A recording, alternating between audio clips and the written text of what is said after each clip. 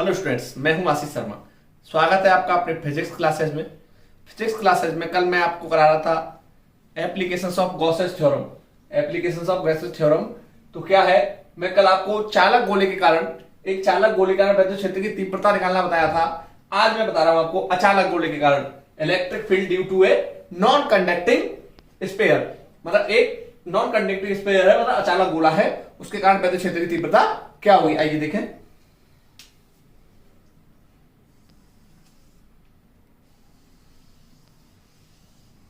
कोई गोला है तो सबसे पहले नंबर 1 निकालनी है। कहां? बाह्य बिंदु पर, अचालक गोले के बाह्य बिंदु पर निकालेंगे। तो देखो ये क्या है, ये कोई गोला है, कैसा है? अचालक गोले में अंदर बाहर ये आवेश वितरित है और इस पर प्लस क्यू आवेश वितरित है, तो सब पे वितरित है। अब हमें क्या निकालना है? किसी बिंदु बाह्य बिंदु पर, किसी बाह्य बिंदु पर, तो बाह्य बिंदु पर निकालना है।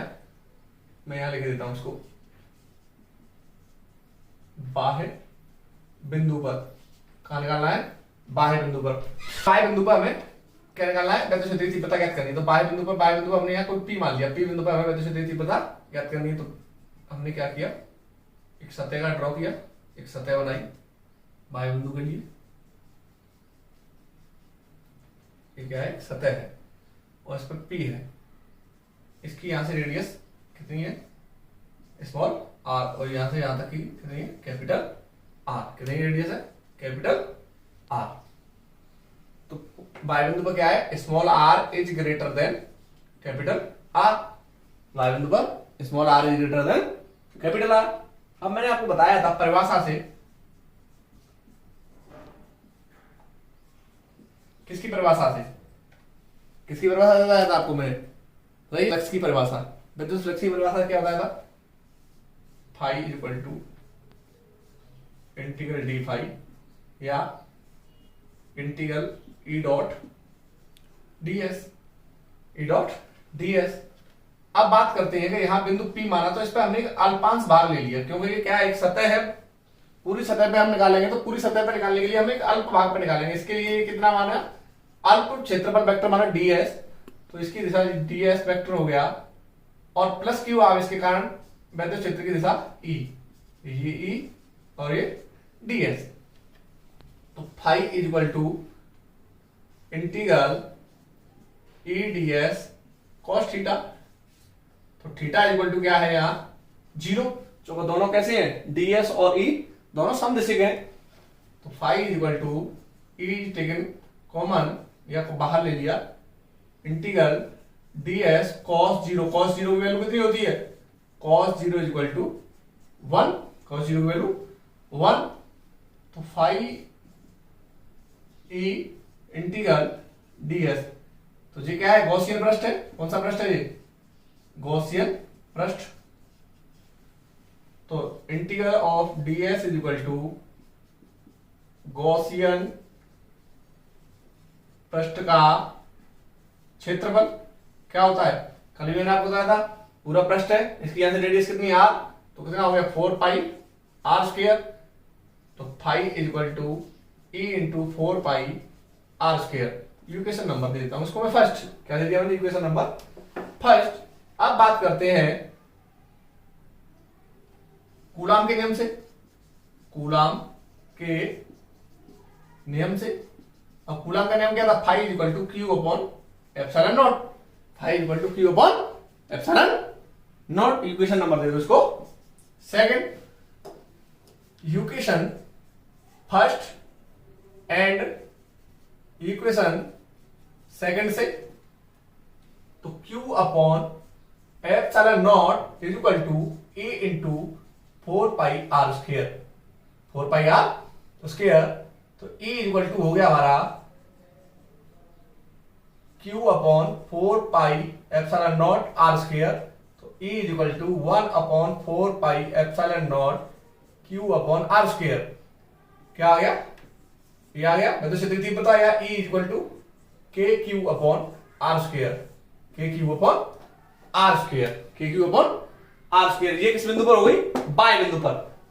चालक और अचालक के दोनों बाह्य बिंदु पर कैसे निकली, E is equal to K Q upon R square. चालक में भी यही थी और अचालक में भी यही है। अब बात करते हैं उसके पृष्ठ पर, इसके पृष्ठ पर चालक के मतलब अचालक गोले के पृष्ठ पर। इस अचालक गोले के पृष्ठ पर हमें क्या निकालना है, विद्युत क्षेत्र की तीव्रता। देखिए पृष्ठ पर, तो पृष्ठ पर क्या है, small R is equal to capital are.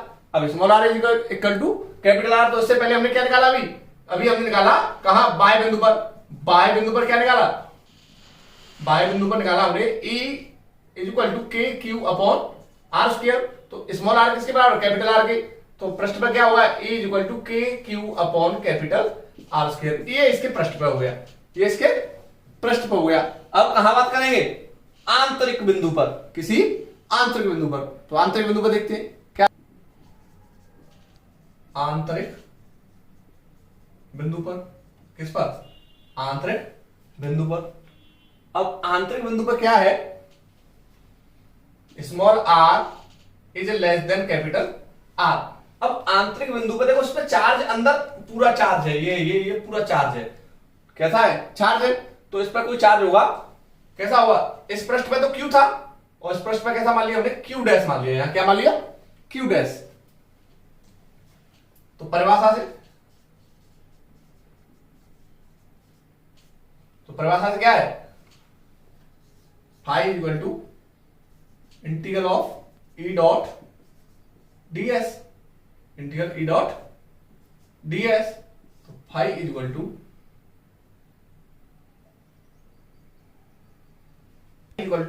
E dot DS. तो इसको क्या लिख सकते हैं, integral E DS cos theta. तो उसके में वही चीज थी, इसके लिए क्षेत्रफल वेक्टर डीएस और वेक्टर ई समान दिशा गए।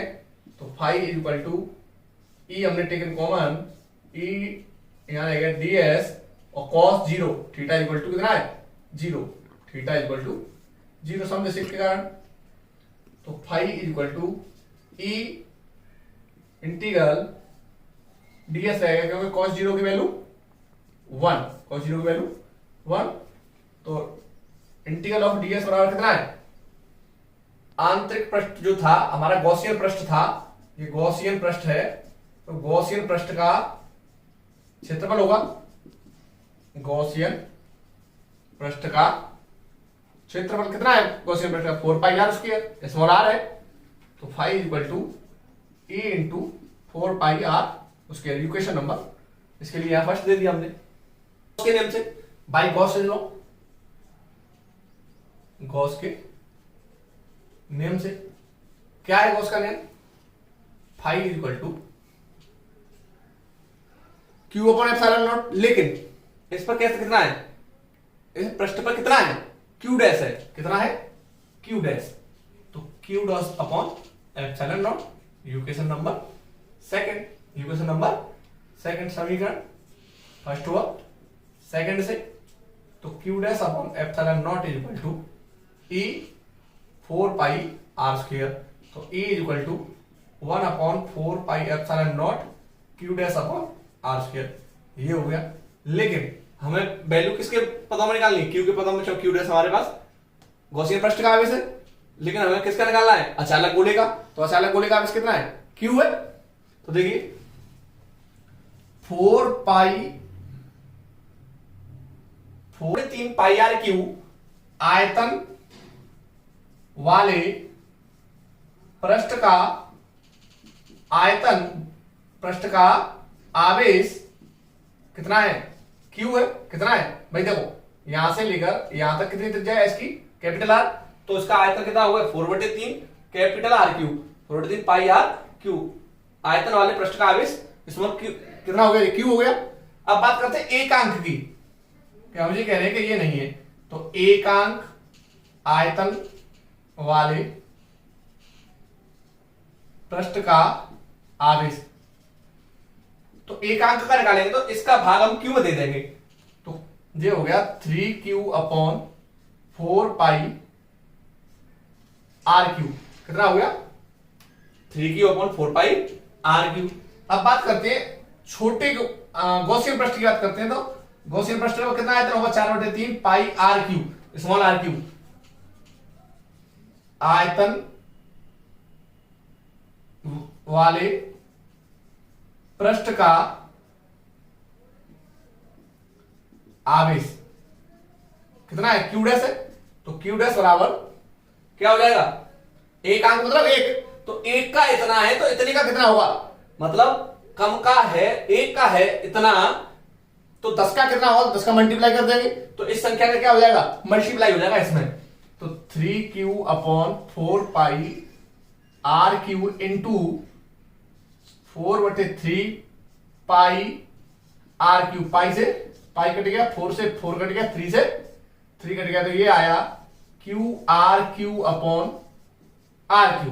क्यू डैश की वैल्यू कितनी आई, Q R cube upon R cube. यहां इसको समीकरण नंबर 3 दिया मैंने, तो क्यू डैश का मान समीकरण 3 में रखने पर, मान समीकरण 3 में रखने पर, अब इसकी वैल्यू में इसमें रखता हूं, तो E equal to 1/4 pi epsilon naught, Q dash की वैल्यू कितनी है, Q R cube upon R cube, Q R cube upon R square, इससे ये कट गया ए, तो E equal to 1/4 pi epsilon naught Q R upon R cube, ये इसकी वैद्युत क्षेत्र की तीव्रता हो गई कहां,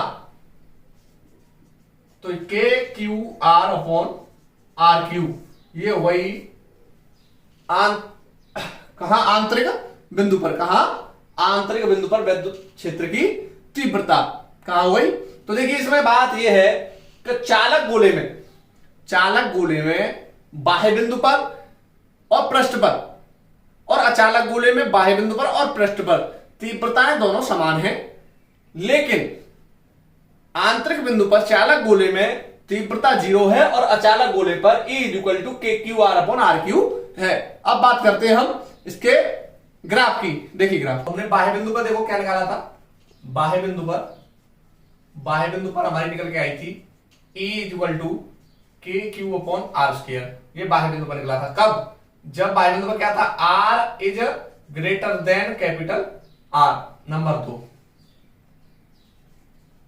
पृष्ठ पर R is equal to capital R, तो E is equal to K Q upon R square हो गया। नंबर 3, जब R नहीं, आंतरिक बिंदु पर,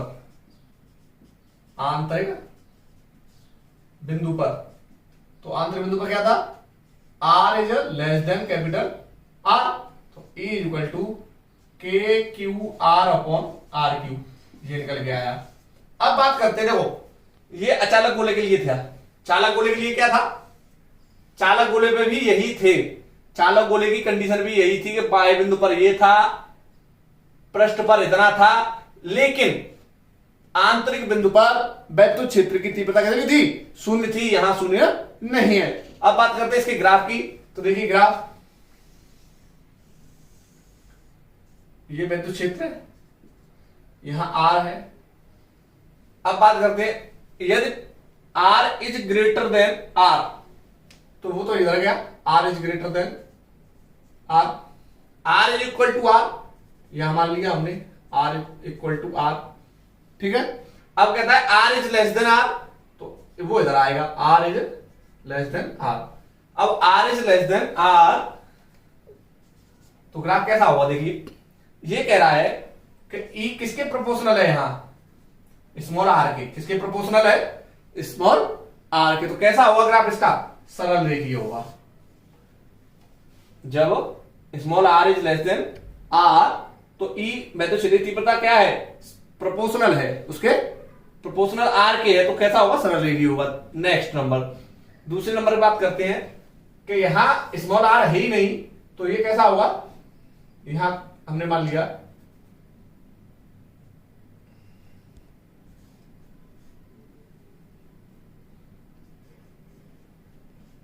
के क्यू अपॉन आर स्क्वायर, ये यहां हुआ। अब बात करते हैं, जब R is greater than capital R, तो ये क्या है, E proportional 1 upon R square, ये व्युत्क्रमानुपाती है, और व्युत्क्रमानुपाती में जो है ग्राफ होता है वक्र के रूप में। कैसा होता है, वक्र के रूप में। ये इसका ग्राफ है। वीडियो को देखने के लिए धन्यवाद आपका। वीडियो को लाइक करें, सब्सक्राइब करें और कमेंट करके बताएं कि आपको वीडियो कैसी लगी। बहुत बहुत धन्यवाद।